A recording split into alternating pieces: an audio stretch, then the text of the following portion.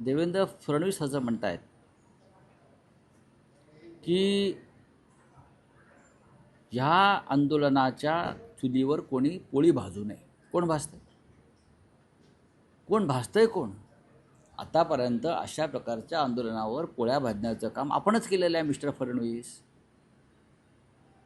माननीय उद्धवजी मुख्यमंत्री असताना आपलं वक्तव्य काय होतं? काय होतं जरा आठवा. आरक्षणासंदर्भात आपण म्हणत होता या सरकारची राजकीय इच्छाशक्तीच नाही.